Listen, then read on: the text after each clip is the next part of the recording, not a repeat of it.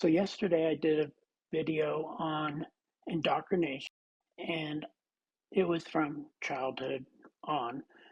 And I have people saying, well, I wasn't indoctrinated. I didn't join my religion or political affiliate, whatever, until I was 19, 20, 30. It doesn't matter. And so I want to explain what happens. So say you're, or a person, if you don't want to take it personally, in a place where you're kind of lonely, maybe you're not sure of your place in the world, or you're questioning, what am I supposed to be doing? What do you call it? Plan? Why am I here? Whatever you might be doing, is there a meaning to my life? And you're just in that state. And it's a perfect time when, say, the missionaries, and let's say Mormon missionaries, because they're the ones that come to your door and they say, we have this plan and it's the best plan, salvation, you can be with your family forever, all of these things. And so you let them in and they give you these nice scriptures, they treat you really nicely, and it feels good inside because you haven't had somebody tell you stuff like this, something good or something with certainty, or oh, there is a plan and you are meant for something and you have meaning. And then they pray with you and you feel good. I'm getting close. I'm getting that endorphin rush, the dopamine rush. And then they will invite you to read some scripture and in the Book of Mormon say basically pray about it and the spirit will manifest it to you. And because you read it, remember that angular gyrus I talked about, which takes symbolism, whether so they read it with this belief that it was good because these people that came made you feel good. And then you might say, oh, that felt good, that must be true.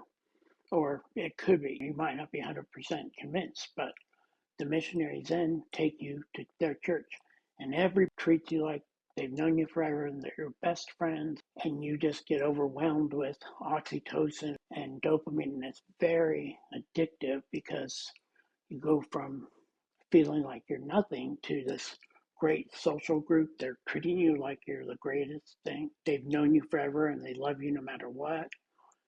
And that's gives you this reward loop of a lot of dopamine and a lot of oxytocin with the bonding. And it's even more addictive than indoctrination usually. And you get more fanatics, if you want to call it, from this kind of addiction. And then you thrive for that feeling again. And that's where you get bonded with this church or these people or this political group. And you don't want to hear anything that's wrong because this is your identity.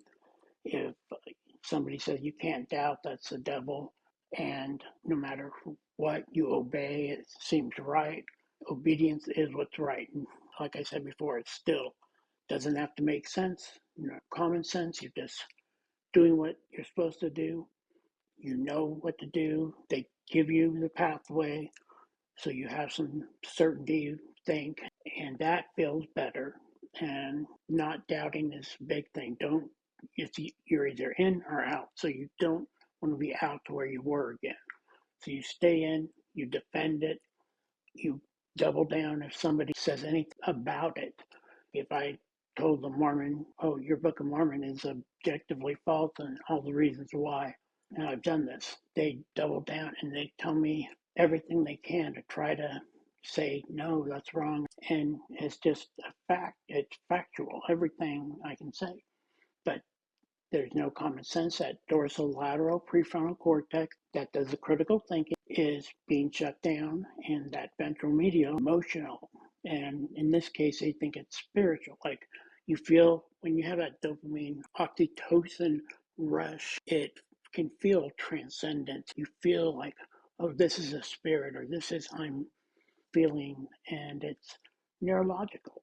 And so this is basically how people that say, well, I wasn't indoctrinated, this is how they end up in a group or religion or without being raised with that religion or political belief or whatever, and will constantly defend the really no, just really unfathomable beliefs that are so unscientific, not even common sense. And the common sense of having a red flag when somebody tells you, don't doubt it, don't question it, don't question us.